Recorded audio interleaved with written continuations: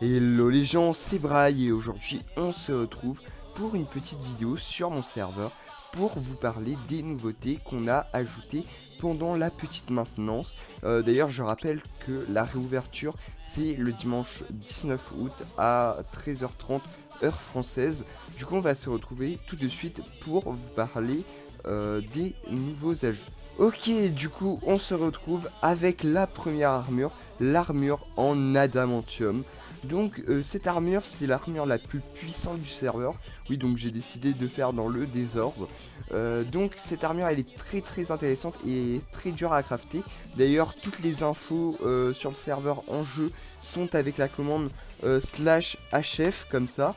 Elles permettent d'avoir toutes les infos sur le serveur. Ou sinon il y a le site, mais bon tout ça est en description si jamais vous voulez avoir plus d'informations. Donc l'armure en adamantium c'est une armure très spéciale car c'est la plus puissante du jeu et elle est très dure à avoir. Le stuff complet en tout cas il est très dur à avoir. Donc hop, je vais tout de suite me l'équiper pour vous la montrer. Donc vous pouvez voir que j'ai beaucoup d'effets et plusieurs petites particules. Donc l'armure je la trouve personnellement très belle avec une couleur rouge sang, donc moi j'aime bien. Après chacun son avis. Donc cette armure elle permet d'avoir tous ces effets là, donc ils sont vraiment très abusés. Donc si je me mets en game mode 0, donc vous voyez que j'ai une barre de vie supplémentaire, enfin presque une barre de vie complète, une barre et un peu plus d'une barre et demie de vie supplémentaire. Donc en PVP ça peut vraiment faire la différence, mais bon je vous laisse tester ça sur le serveur. Donc l'armure en adamantium elle est complétée par l'épée et la pioche en adamantium. Évidemment il n'y a pas de pioche pour les autres armures.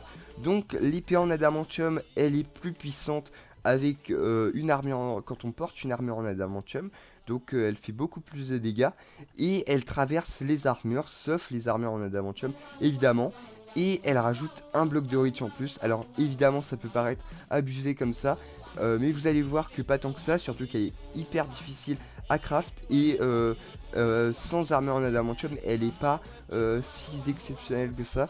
Voilà, et pour avoir une armure en adamantium complète, il faut vraiment beaucoup farmer. Donc je vais vous montrer le petit bloc de reach supplémentaire.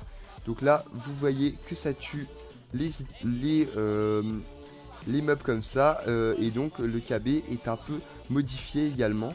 Donc voilà, c'est vraiment une très bonne épée pour le PVP. Et évidemment quelqu'un qui est en full fer contre vous ne fera pas le poids. Ok, du coup on se retrouve avec la petite pioche en adamantium. Donc cette pioche elle permet tout simplement de récupérer les spawners, tout comme la pioche du spawner qu'on va voir juste après. Cette pioche elle ne permet pas que de faire ça. Donc là vous voyez que j'ai récupéré le petit spawner.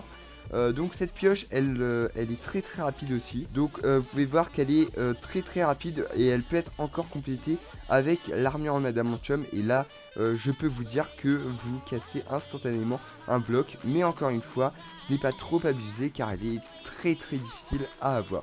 Donc maintenant on va passer à la pioche du spawner.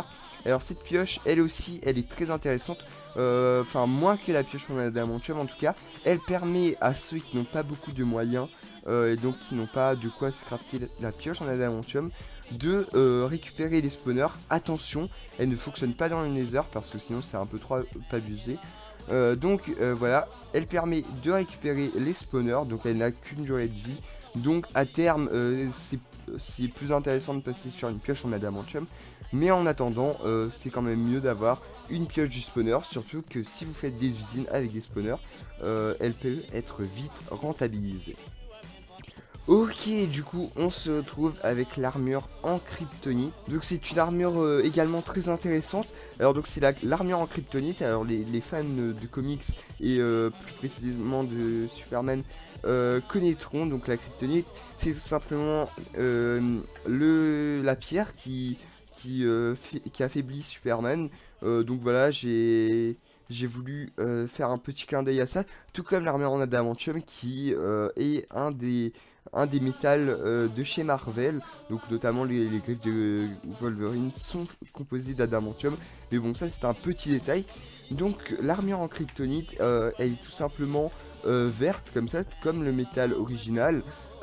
Donc elle a des petits reflets noirs également. Donc moi j'aime bien. Alors elle donne aussi quelques effets beaucoup moins abusés que l'armure en adamantium, clairement. Mais voilà, elle est vraiment pas mal en PVP et même en minage car elle donne de la haste aussi. C'est vraiment une armure, je pense, qui peut être utilisée partout, dans toutes les situations. Et elle n'est pas hyper précieuse, donc voilà, c'est vraiment un bon compromis entre l'armure en diamant et en adamantium. Ok, du coup, on se retrouve pour la dernière armure. Enfin, après, il y en a encore ça, mais je vous en reparlerai juste après. Donc cette armure, c'est l'armure du mineur. Alors cette armure, elle est faite pour les gens qui commencent le jeu. Elle n'est pas très dure à crafter. Une fois que vous avez vos premiers diamants, vous pouvez la crafter. Et c'est vraiment très intéressant pour miner et pour éviter de rager en tombant dans de la lave ou quelque chose comme ça. Donc je vais tout de suite vous la détailler. Donc je vais me l'équiper. Donc vous voyez que j'ai encore une fois quelques petits effets, mais cette fois c'est beaucoup moins abusé encore une fois. Donc il y a de la night vision, de la speed, de la haste et de la fire resistance. Donc ce sont vraiment des effets très très minimes par rapport à l'armure, enfin par rapport aux autres armures. Mais bon, pour son prix c'est vraiment une armure très très intéressante. Surtout pour le minage et pour le début de jeu. Ok, du coup on se retrouve pour le petit jetpack. Ça aussi c'est quelque chose d'assez utile, mais bon c'est plutôt pour les joueurs riches qui ont beaucoup de moyens. Ce jetpack il fonctionne avec des nuggets d'or. Donc voilà, c'est un jetpack assez classique, sauf que il y a une petite particularité. Donc vous voyez qu'elle fait des petites particules de fumée. Et la petite particularité c'est qu'elle a un carburant, donc ce sont les gold nuggets comme je l'ai dit, et on peut tout simplement régler la vitesse grâce à la commande slash jetpack speed. Donc hop, là il faut indiquer la vitesse. Donc par exemple il y a la vitesse 1, donc c'est la vitesse à laquelle je suis en ce moment. Ensuite il y a la vitesse 2, donc là il faut attendre quelques secondes. Et voilà, je vais un peu plus vite et jusqu'à 10. Donc si je mets 10 par exemple, vous verrez que la vitesse va vraiment être beaucoup plus importante. Voilà. Donc c'est vraiment quelque chose de cool, surtout pour chercher des petites bases. Voilà, ça. Mais bon, c'est surtout pour les joueurs vraiment riches. Ok, du coup, on se retrouve pour les sticks, donc les bâtons qui procurent des effets. Donc ils ont été ajoutés à cette version. Je vais tous me les donner d'un seul coup. Hop, hop, hop, hop.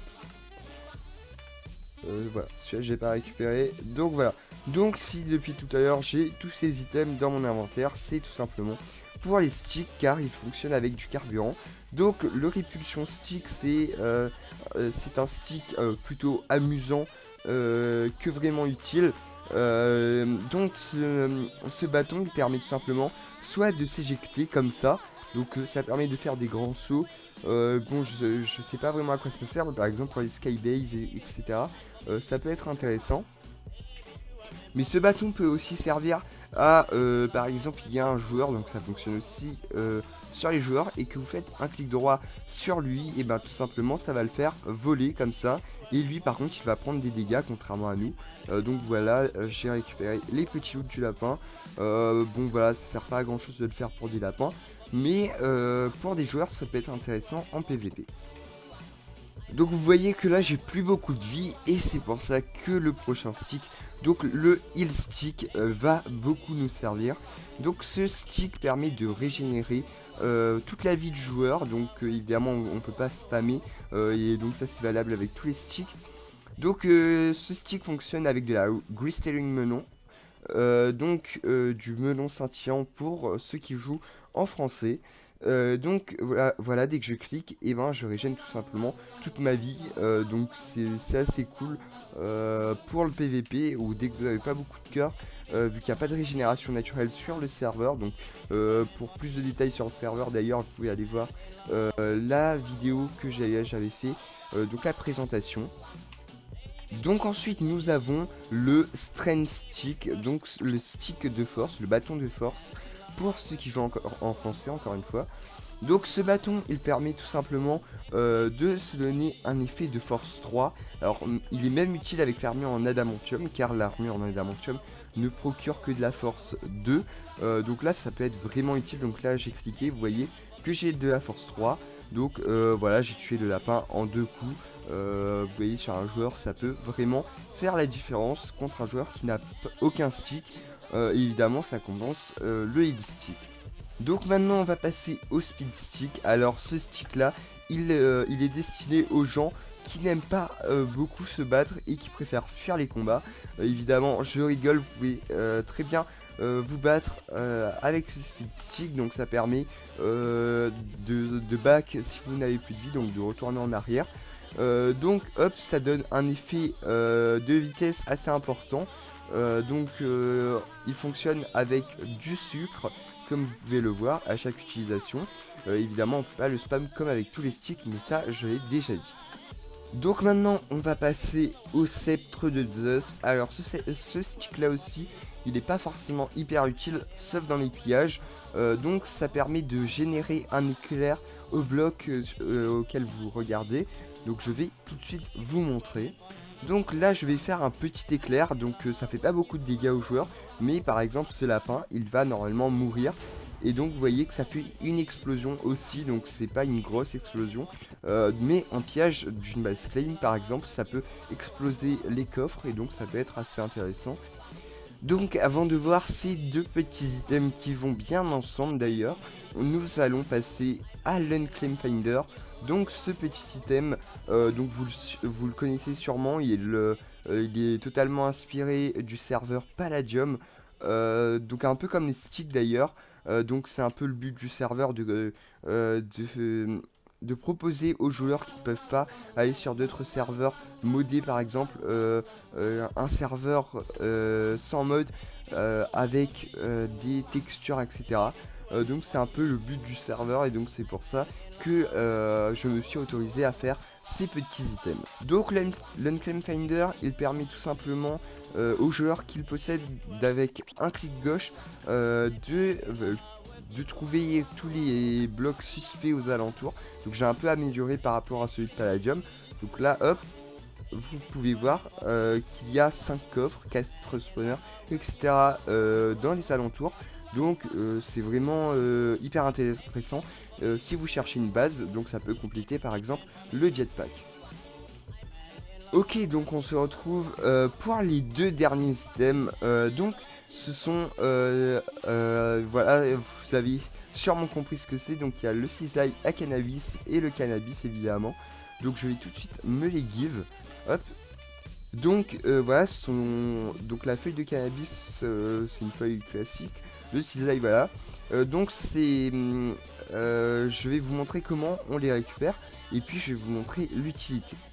Alors à défaut d'avoir des plants de cannabis, j'ai préféré prendre le blé, et peut-être que dans le futur on pourra le récolter avec du cannabis.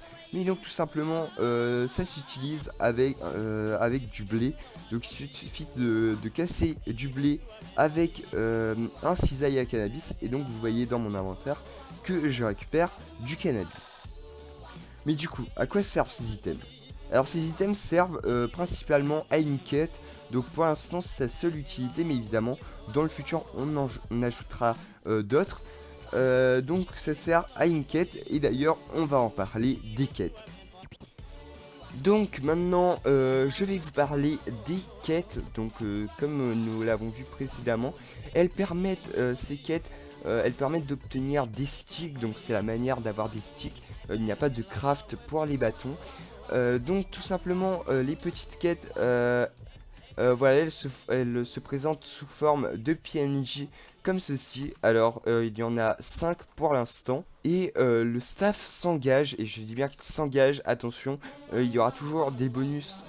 Si jamais ce n'est pas respecté, nous engageons à faire une quête toutes les 2 semaines et à ajouter un nouvel item par mois au minimum. Évidemment il peut y en avoir plus, mais ça ne serait que du bonus. Alors pour l'instant du coup, comme le serveur n'est pas encore ouvert, il n'y en a que 5 de quêtes.